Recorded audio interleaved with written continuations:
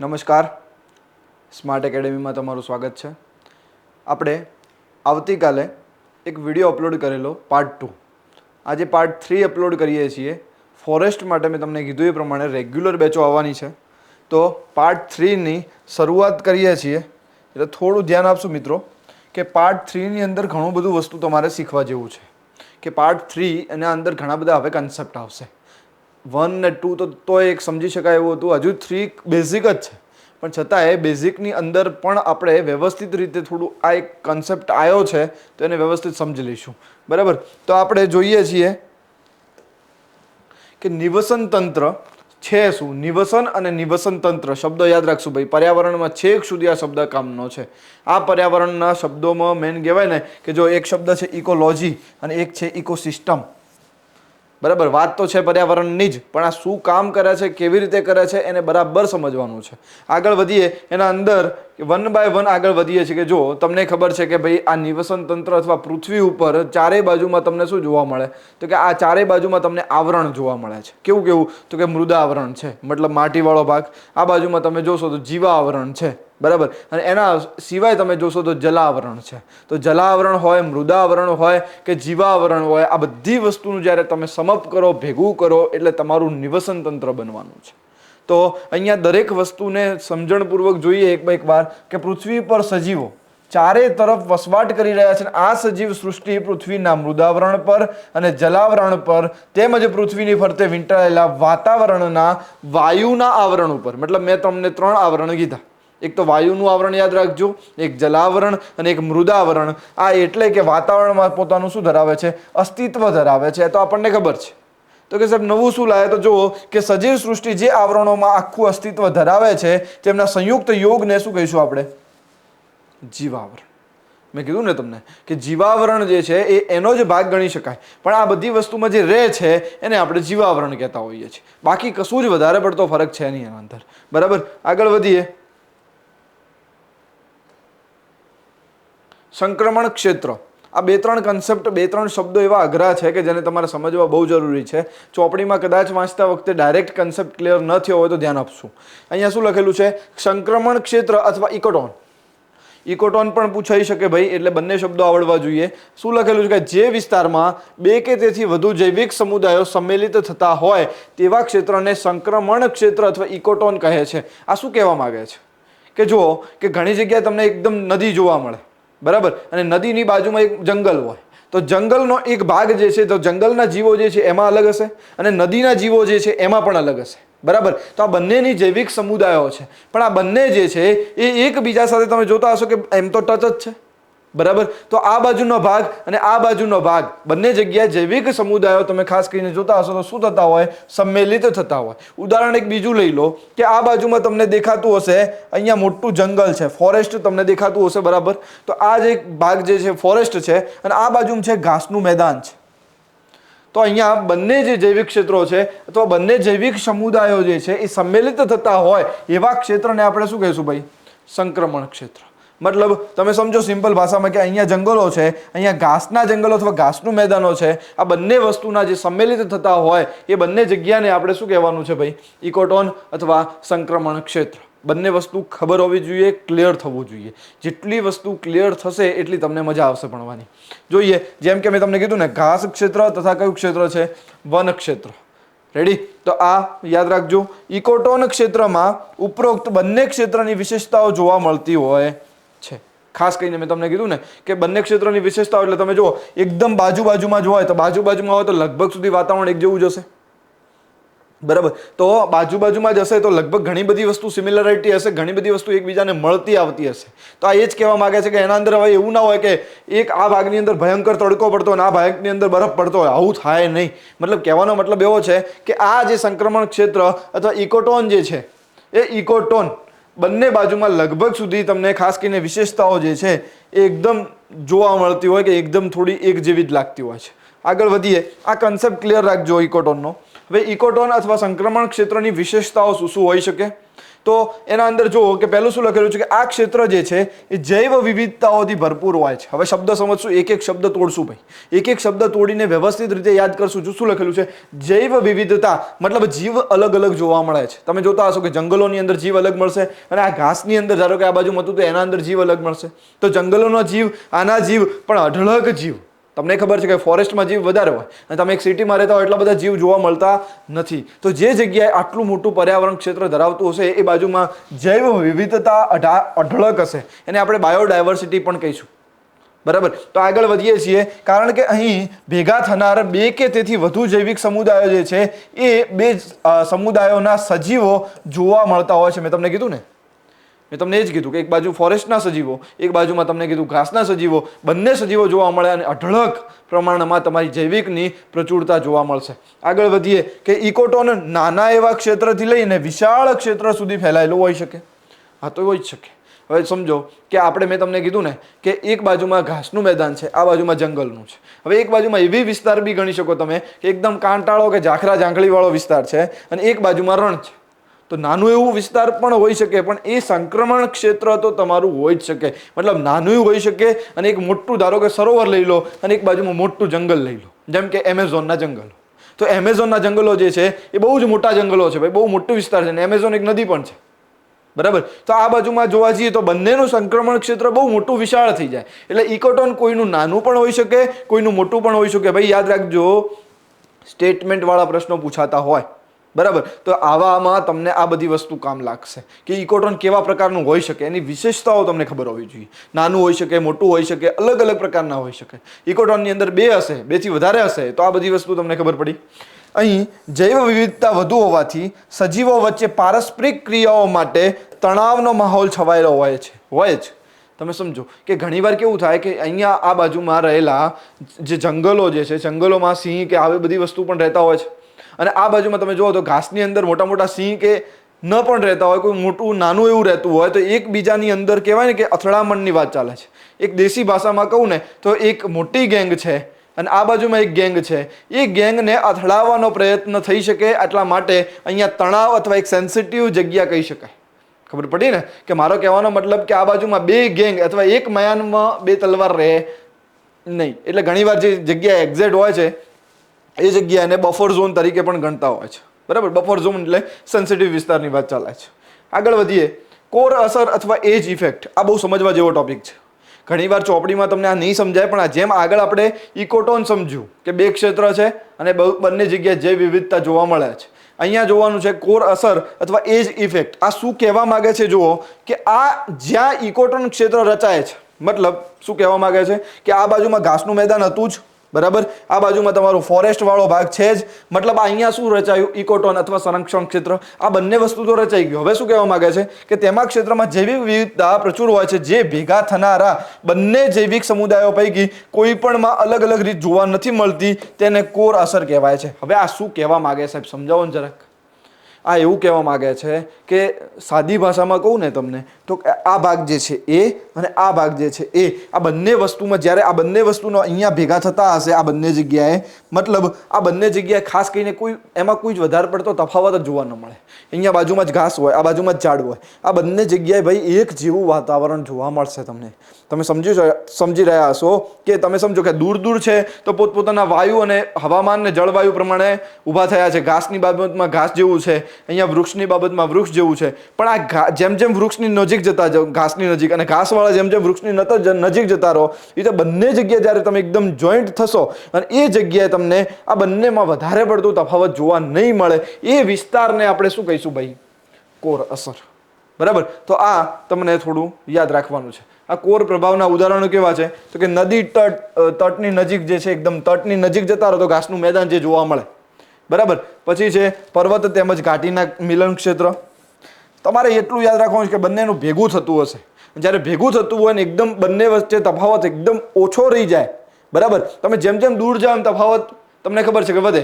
એકદમ નજીક આવી જાઓ, બંનેની વાતાવરણ એક જેવું અનુકૂળ હોય અને એકદમ સાનુકૂળ પરિસ્થિતિ ધરાવતું હોય, એ બંને જગ્યાને આપણે કોર પ્રભાવ અથવા આ એજ ઇફેક્ટ કહીશું. જંગલોના છેવાડાના વિસ્તારો છે, દરેક વસ્તુ. હવે છે શબ્દ નિકેત. હવે નિકેત શું છે? કોઈ નિકેત નામના છોકરાની વાત નથી કરતા. અહીંયા નિકેત એટલે શું છે કે નિકેતનો અર્થ અથવા શાબ્દિક અર્થ થાય છે એનો નિવાસ અથવા રહેઠાણ. હવે તમે કહેશો સાહેબ રહેઠાણ અથવા નિવાસ, તો તમે એક વસ્તુ વિચારો કે તમે અને હું છીએ મતલબ માનવ. હવે માનવની અંદર આપણે શું શું જરૂર ન પડે એમ કહો? બધી વસ્તુની આપણે જરૂર પડે છે. આપણે દરેક વસ્તુની, જેમ કે આપણે વાત કરવી હોય કે આપણે કેમિકલ મતલબ રાસાયણિકની પ્રક્રિયાઓ જેટલી પણ થતી હોય એની જરૂર પડતી હોય છે, આપણે બાયોલોજીકલ લેવલની પણ જરૂર પડતી હોય છે આપણે. તો આ દરેક વસ્તુની જરૂરિયાતનું બધી વસ્તુનું આખું એક ભેગું કરી દીધું કે માણસને આટલી વસ્તુની જરૂર પડે, આટલા ફિઝિકલ, આટલા કેમિકલ અને આટલા બાયોલોજીકલ. મતલબ જૈવિક હોય, ભૌતિક હોય અને રાસાયણિક હોય, આ ત્રણેય વસ્તુની ભેગી થઈ અને જેટલી આપણે જરૂર પડે છે એ બધી વસ્તુનું જરૂરિયાતનું આખું માળખું તૈયાર કરીને ત્રણેયનો સરવાળો કરો અને જે વસ્તુની જરૂરિયાત ભેગી કરો એને આપણે શું કહીશું? નિકેત. તો જ આપણને ખબર પડશે કે ભાઈ હવે ધારો કે સમજો કે એકદમ છેવાડાના વિસ્તારમાં જાઓ તો તમને ખબર પડે કે એ જગ્યાનું માળખું કેવું છે, તો કે એ જગ્યાને ભાઈ આટલી સુવિધાઓ મળતી નથી, તો એ લોકોને ખબર પડે કે આટલી સુવિધાઓ આપવાની છે. જો કંઈક ખબર હશે તો તમને ખબર પડશે. મતલબ આગળ જોઈએ છે, જો શું લખેલું છે કે કોઈ પણ સજીવનું જીવન જૈવિક, ભૌતિક તેમજ રાસાયણિક જરૂરિયાતથી આગળ વધતું હોય છે. ત્રણ યાદ રાખજો. અને દરેક સજીવ માટે પોતાનું આગવું નિકેત છે. મેં તમને કીધું. હવે જો જેવી તમારી મારી માનવની જરૂરિયાત છે એવી ગીધની કે કાગડાની જરૂરિયાત હોય નહીં. તો દરેકનું પોતાનું અલગ નિકેત હોય. મતલબ તમે સમજી શકો, મનુષ્યને જીવવા માટે અલગ જરૂર છે, કાગડાને અલગ છે, ચકલીને અલગ છે, સિંહને અલગ છે. તો પોતાનું એક આગવું નિકેત છે, ખાલી એટલું સમજો. શું લખેલું છે આગળ? કોઈ પણ સજીવના અસ્તિત્વને ટકાવી રાખવા માટે તેના નિકેતનો વ્યવસ્થિત રીતે ખ્યાલ મેળવવો ખૂબ જરૂરી છે. મેં તમને કીધું એ પ્રમાણે જો મનુષ્યને શું જરૂર છે, કાગડાને શું જરૂર છે, કે કોઈ પણ ધારો કે સમજો કે કાળિયાર નેશનલ પાર્ક છે ભાવનગરમાં, તો કાળિયારને શું જરૂર છે? એક્ઝામ્પલ બીજું તમને ઉદાહરણ આપું કે આપણે ગીરની અંદર ગીરનું મોટું સિંહનું અભયારણ્ય આવેલું છે, નેશનલ પાર્ક પણ છે. તો આ જે ગીરના સિંહો છે એ ખાસ કરીને જે ગીરના સિંહ અથવા એશિયાઈ સિંહ તરીકે ઓળખાય એ ગુજરાત સિવાય બીજે ક્યાંય જોવા મળતા નથી. તો આવા સિંહોને ઘણી બધી પ્રજાતિ જે છે, હવે તમે જુઓ એનું નિકેત મતલબ એને શું જરૂર છે ને એ બધી ખબર છે આપણને. ગીરના જે લોકો છે અથવા જે અભયારણ્યમાં કામ કરે છે એ લોકોને બધી ખબર છે કે અહીંયાના સિંહને શું જોઈએ છે. તો એક સમય જતાં બરાબર એમને કામ આપવામાં આવ્યા છે. તો એના કરતાં સિંહોની સંખ્યા અહીંયા બહુ વધી ગઈ ભાઈ. અને ગીરની અંદર સિંહોની સંખ્યા બહુ જ વધતી ગઈ, દિવસે દિવસે વધતી ગઈ. એનાથી સરકાર ખુશ થઈ ગઈ, વિશ્વ ખુશ થઈ ગયું. પણ હવે એટલી સંખ્યા વધી ગઈ કે એના કારણે આપણે હવે એક એવી વાત થાય છે કે આટલા બધા જે સિંહ છે, એવરેજ 22,000 થી 23,000 ચોરસ કિલોમીટર વિસ્તાર છે અને એ વિસ્તારની અંદર આટલા બધા સિંહ રહી શકે એમ નથી. 600 થી 800 સિંહ જેટલા છે. તો આટલા બધા સિંહ ન રહી શકે એટલે હવે એવું નક્કી કરવામાં આવ્યું કે જેમ આ ગીરની અંદર જેવી જગ્યા છે, જેવું નિકેત બનાવેલું છે, જેવું વાતાવરણ બનાવેલું છે, આવું આખા ભારતની અંદર બીજે ક્યાંક શોધવામાં આવે અને આટલા સિંહને ત્યાં સ્થળાંતરિત કરવામાં આવે. આવું જ નક્કી કરવામાં આવ્યું છે ભાઈ મધ્યપ્રદેશમાં આવેલું પન્ના. બરાબર, તો પન્ના ટાઈગર રિઝર્વની અંદર અથવા પન્ના નેશનલ પાર્કની અંદર એને અહીંયા મૂકવાના છે. તો આ પન્નાની અંદર મૂકવાના છે અથવા મૂકી દીધા છે. એ વસ્તુ જે છે આખી મધ્યપ્રદેશમાં જવાની છે. હાઈકોર્ટનો ઓર્ડર છે, ગુજરાત સરકારના ઉપર છે. આ બધી વસ્તુ જે છે એક ડિબેટેબલ ટોપિક છે, પરંતુ આપણે યાદ રાખવાનું છે કે નિકેત શું કહેવા માંગે છે. બરાબર, કે સાનુકૂળ પરિસ્થિતિ હોવી જોઈએ અને બધું બરાબર મળવું જોઈએ, તો એને આપણે આ નિકેત કહીશું. નિવસન તંત્રમાં વસતા કોઈ પણ સજીવ માટે પોતાના અસ્તિત્વ માટે જરૂરી તમામ જૈવિક, ભૌતિક તેમજ રાસાયણિક સાનુકૂળ પરિસ્થિતિમાં તેનું નિકેત કહે છે. આટલું તમે સમજી ગયા હશો. આગળ વધીએ. બાયોમ. બાયોમ એટલે સિમ્પલ છે કે સજીવોનો આખો જે સમુદાયોનો એકબીજા સાથેનો શું છે? સંબંધ છે. બરાબર, તો સજીવોના એકબીજા સાથેનો સંબંધ જે છે બાયોમ આપણે આગળથી વ્યવસ્થિત ભણવાનું છે. પણ આ જો વનસ્પતિ તમને દેખાય છે, આ ઘોડા દેખાય છે, આ સૂર્ય છે, સૂર્યનો પ્રકાશ છે, મતલબ સજીવોના સમુદાયનો એકબીજા સાથે પરસ્પર ભૌતિક હોય કે જૈવિક હોય એને આપણે મિક્સ કરીને શું કહીશું આપણે? બાયોમ. યાદ રાખજો. હવે આગળ જે છે પારિસ્થિતિકી ઇકોલોજી. આ શબ્દ શું કહેવા માંગે છે કે પારિસ્થિતિકી ઇકોલોજી શું કહેવા માંગે છે? પારિસ્થિતિકી એક શું છે? એક વિજ્ઞાન છે.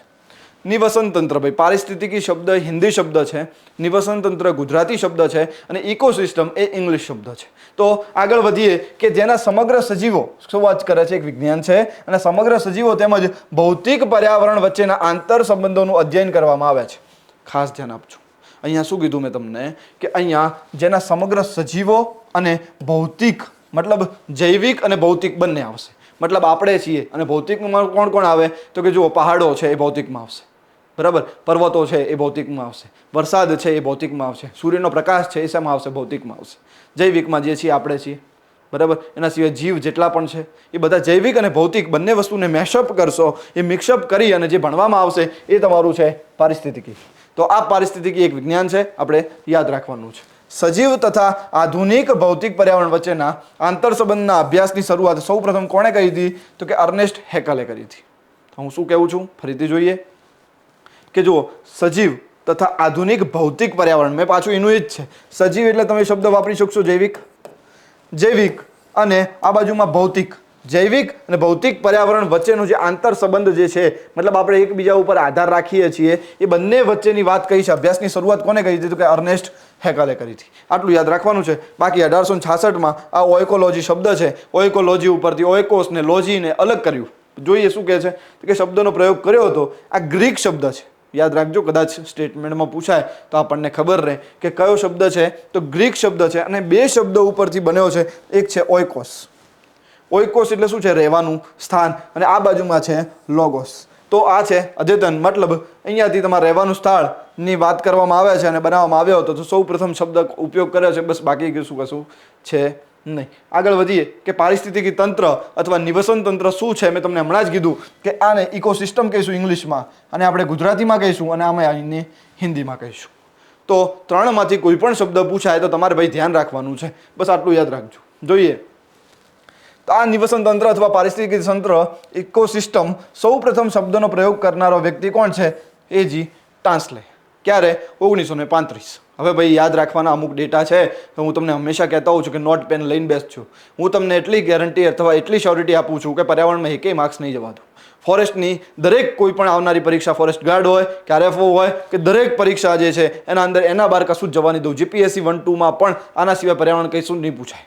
દરેકના કન્સેપ્ટ ક્લિયર કરશું. અને એના સાથે સાથે સજીવો, મતલબ જેટલા જીવો છે, વન્ય અભયારણ્યો છે, નેશનલ પાર્ક છે, દરેક વસ્તુ વિશે આપણે માહિતી કરવાની. રામસર સાઇટ છે, બધી વસ્તુ. પણ તમારે થોડું ધૈર્ય રાખવાનું છે, બરાબર, અને એ થોડું તમારે સહકાર આપવાનો છે. તેમણે ઇકોસિસ્ટમની વિસ્તૃત સમજણ અને અર્થઘટન આપવાની શું કરી છે ભાઈ? કોશિશ.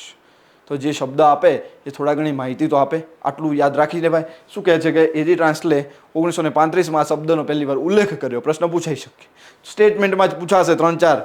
નિવસન તંત્ર વિશે કોઈ પૂછાતું હોય તો પહેલાં એમ પૂછી લીધું કે સૌ પ્રથમ શબ્દ કોને આપ્યો હતો? તો આપણે યાદ રાખવાનું ભાઈ 1935માં એજી ટાન્સલે આપ્યો હતો. બરાબર. હવે આ વિસ્તૃત સમજણ અર્થઘટન આપેલું છે. પારિસ્થિતિકી તંત્ર શું કહેવા માંગે છે કે એવું તંત્ર છે કે જેના જીવાવરણના બધા સંઘટકો સમાવેશ થતો હોય, તેમ સંઘટકો પરસ્પર ક્રિયા પણ કરતા હોય છે. હવે જીવાવરણ એટલે તમે સમજી શકો એના અંદર બધા જીવ આવી ગયા અને એકબીજા ઉપર સંઘટક આવે. તમે સમજી શકો છો, મેં તમને કાલે ભણ્યા હતા આપણે કે દરેક વસ્તુ એકબીજા ઉપર નિર્ભર કરે છે. બરાબર. શાકાહારી, માંસાહારી જે છે, આપણે તૃણાહારી. તો આ વનસ્પતિથી તૃણાહારી હતું, પછી શાકાહારી આપણે જોયું હતું. આ તૃણાહારી શાકાહારી જે છે, પછી માંસાહારી, પછી સર્વાહારી. તો આ એકબીજા ઉપર નિર્ભર કરે છે, એની વાત કરે છે. આગળ જોઈએ કે નિવસન તંત્રની વિશેષતાઓ શું હોઈ શકે. તો એક સુસંગઠિત રચના ધરાવતું તંત્ર છે જે મુખ્યત્વે કુદરતી સંસાધનોથી બનેલું હોય છે. કુદરતી સંસાધનો એટલે તમે પહાડ, પર્વત, જે નદીઓ છે, દરેક વસ્તુનું નિવસન તંત્રની અંદર ઉલ્લેખ કરી શકશો. નિવસન તંત્ર એમ જોવા જઈએ તો બે પ્રકારના આવશે. બરાબર. એક કુદરતી આવશે ને એક પ્રાકૃતિક આવશે. તો કુદરતી નિવસન તંત્ર એટલે જુઓ કે હમણાં આ બીપરજોય આવ્યું અને બીપરજોયની થતી જેટલી પણ અસરો છે એ બધી કુદરતી છે. તમને દેખાય કોઈ માણસે પથ્થરો માર્યો નથી.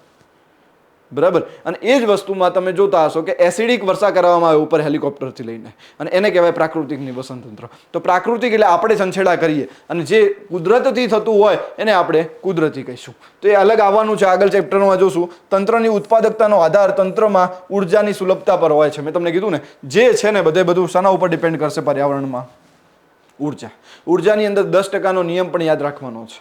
ઉર્જાની અંદર મેં તમને કાલે વાત કરી હતી કે વનસ્પતિને આપણે ઓરંગે છે તૃણાહારી વ્યક્તિઓ. તૃણાહારી જે છે, તૃણાહારી તમે પશુઓ જે છે, મેં તમને કાલે વાત કરી હતી જે પ્રમાણે ગાય છે કે સસલું છે કે આ બધા જે છે આપણે જોયા હતા કાલે આપણે. હવે એના પછી જે છે તૃણાહારીને કોઈ પણ સસલાનો શિકાર કરીને વરુ ખાઈ જાય છે. તો જે સસલાની અંદર જેટલી પણ એનર્જી અથવા ઉર્જા છે એનાથી ઉર્જા 10% જ આગળ જવાની છે, એનાથી વધારે જવાની નથી. તો એની જેટલી તાકાત હતી સસલાની, એના અંદરથી 10% તાકાત જ વરુમાં ગઈ. અને વરુને કદાચ સિંહ ખાય છે તો વરુનો 10% એનર્જી જ આગળ સિંહમાં જશે. તો એને આપણે 10%નો નિયમ કહે છે લો ઓફ 10%. બરાબર. તો 10%નો નિયમ અથવા ઉર્જા કેવી રીતે ટ્રાન્સફર થાય છે એ પણ આપણે યાદ રાખી શકાય. હવે તો એક એવું ખુલ્લું તંત્ર હોય છે, પારિસ્થિતિકી તંત્રની વાત કરે છે કે જેમાં પદાર્થો મતલબ ઘટકો અને ઉર્જાનું સતત આગમન અને તેમજ શું થતું રહે છે, બહિર્ગમન. મેં તમને કીધું ને ઉર્જા આવશે અને જાશે. હવે તમે સમજો કે હું નાસ્તો કરીને જમીને બેઠો છું, તો મેં ઉર્જાનું આગમન કર્યું, પણ હવે હું તમારા આગળ ઉર્જાને હું બહિર્ગમન કરી શક્યો, મારી તાકાત બધી વેડફાઈ રહી છે. તો આ ઉર્જા શું થઈ રહી છે, જઈ રહી છે, આવે છે જાય છે, આવે છે જાય છે. તો આવી રીતે પણ પારિસ્થિતિક તંત્રમાં થવાનું છે. વિવિધ આકાર અને પ્રકારના હોય છે. આગળ હવે જોશું પારિસ્થિતિક તંત્રની અંદર અલગ અલગ પ્રકારના પણ રહેવાના છે. મેં તમને એક ભાઈ રિક્વેસ્ટ કરી હતી કે ચેનલને સબસ્ક્રાઇબ કરાવો, બરાબર. હવે આપણે એક થોડો ટાર્ગેટ આપશું તમને કે તમારે આખી પર્યાવરણની સિરીઝ, તમને હું કહું છું લોકોની જેમ એવું નથી કે આપણે 4-5 કલાકનો 8 કલાકનો વિડીયો ભેગો અપલોડ કરી દઈશું. તમે એક વખત વ્યવસ્થિત જોશો ત્યારે આપણે એવરેજ 20 થી 22 કલાકનો વિડીયો બનશે ટોટલ. કેમ કે એના અંદર રેગ્યુલર 15-20 મિનિટ આપણે અપલોડ થવાનું ચાલુ થઈ ગયા છે. કાલે આવ્યો તો આજે આવે છે, કાલે પણ આવશે. તો રેગ્યુલર હવે વિડીયો આવવાના છે. જેટલું બને ત્યાં સુધી લોકો સુધી શેર કરો ભાઈ, અને જેટલું લોકો સુધી શેર કરશો ને તો અમને ભણાવવાની મજા આવશે ઓનલાઈનમાં. કેમ કે તમારું ખાલી એટલું જ કામ કરવાનું, સબસ્ક્રાઇબ કરવામાં કોઈ રૂપિયા નહીં લાગવાના. તો તમે ખાસ એટલી રિક્વેસ્ટ છે કે લોકો સુધી ફેલાવો આ વિડીયોને, અને ખાસ કરીને તમને એના અંદર કોઈ પણ જાતનો ડાઉટ લાગે અથવા બીજો કોઈ વિડીયો બનાવવાનું તમને એવું લાગતું હોય તો નીચે કમેન્ટમાં લખો. જય હિન્દ, જય ભારત.